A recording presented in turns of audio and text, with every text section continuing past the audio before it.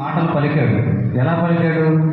ఒకటి ధ్యానంగా అంటే తగ్గింపు స్వరం క్షమించేవాడిగా పలికాడు. రెండోది కూడా మామూలుగా పలికాడు. మూడోది కూడా మామూలుగా. అయితే నాలుగో మాట వచ్చేసరికి ఎలా పలికాడంట? బిగ్గరగా అంటే గట్టిగా పలికాడు. అందరికీ అక్కడ ఉన్న వాళ్ళందరికీ వినపడేలాగా గట్టిగా పలికాడు. ఏం పలికాడంట? నా దేవా, నా దేవా, నన్ను ఎందుకు జీవించావని అని. అంటే ఎవరు అడుగుతాడు ఆ మాట? పరలోకంలో ఉన్న తండ్రిని కుమారుడైన యేసుక్రీస్తు వారు అడుగుతున్నారు.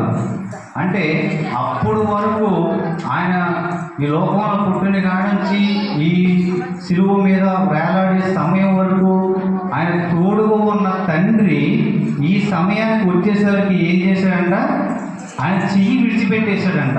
ఆయన చెయ్యి విడిచిపెట్టగానే ఆ కొడుకైన కుమారుడైన యేసుక్రీస్తు వారు తండ్రిని అడుగుతున్నారు, నా తండ్రి, నా తండ్రి, నా చెయ్య నన్ను ఎందుకు విడిచిపెట్టావయ్యా అని ఒక బాధలో, ఆ శ్రమలో, ఆ బాధలో ఆయన తండ్రిని అడుగుతున్నాడు. ఒక నిస్సహాయ స్థితిలో, ఏమి చేయలేని పరిస్థితిలో ఎందుకయ్యా నా చెయ్యి విడిచిపెట్టేశావని తండ్రి అయిన యెహోవాని అడుగుతున్నాడు.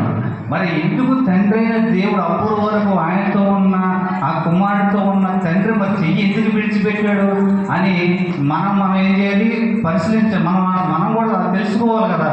మరి అప్పుడు వరకు దేవుడు యేసుక్రీస్తు వారికి తోడుగా ఉన్న తండ్రి మరి ఈ సమయంలో వచ్చేసరికి మరి చెయ్యి ఎందుకు విడిచిపెట్టాల్సి వచ్చిందని అంటే మనం ఆలోచించాలి.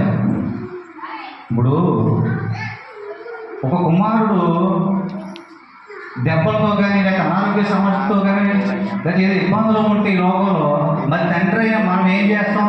అది విడిచిపెట్టేస్తాం మన కుమారుడిని. ఇప్పుడు మన బిడ్డకు ఒక అనారోగ్య సమస్య వచ్చింది, ఒక జ్వరం వచ్చింది, ఏదో వ్యాధి వచ్చింది, ఒక కామ్యాలు వచ్చినాయి, వాటిని మనం పట్టించుకోకుండా వదిలేస్తామా? ఏం చేస్తాం? ఎంత ఖర్చు అయినా కానీ చిన్న హాస్పిటల్ కానీ పనకపోతే పెద్ద హాస్పిటల్ తీసుకెళ్తాం. టైఫాయిడ్ వచ్చినా మళ్ళీ ఏం చేస్తాం? ఎంత ఖర్చు పెట్టైనా ఉన్నది అమ్మేసైనా పెద్ద హాస్పిటల్కి తీసుకెళ్ళి వాడిని బాగు చేసి లైన్ చేసుకుని తీసుకొస్తుంది. ఈ లోకంలో మనమైతే మరి పరలోకం తండ్రి మరి ఇంకెంత ప్రేమ గలవాడు.